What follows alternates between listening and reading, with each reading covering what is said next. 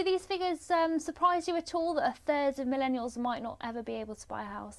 Not particularly. I mean, I'm a millennial myself. I've got my own property and properties. I've worked very hard for them.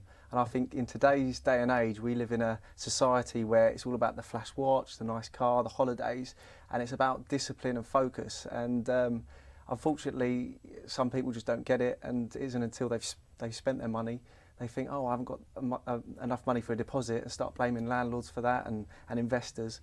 But in fact, you need to look at the why, look at the millennials that are getting on the ladder and looking at their spending habits. A lot of people will say that that deposit often comes from the bank of mum and dad. Do you see how some people say that they're a disadvantage for buying properties? Absolutely, but again, from personal experience, I've never relied on my mum and dad. I've got there through my own hard work. So again, I could speak, and I feel very passionate about this, because I've got friends that have had help from mum and dad. But if I can do it, I'm sure other people can as well. Some people are saying, obviously, properties are going up at quite a rate. Do you think that the government should be doing more, potentially, to build more affordable houses for people starting off? Oh, without a doubt. There's definitely a supply and demand issue.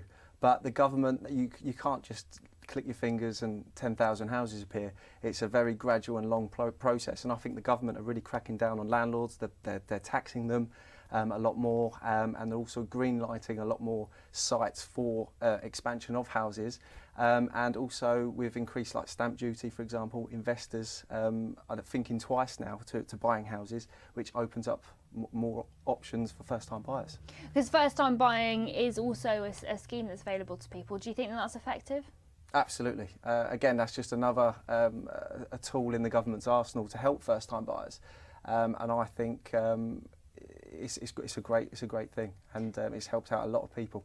But some people buy to rent and then end up almost paying their mortgage through the rent. Do you think that that's something that potentially should be tackled, or do you think that that's just fair enough?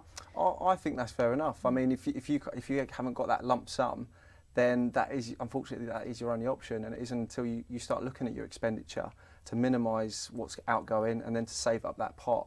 So, and there are good landlords out there and who provide really nice houses, so it's worth the money.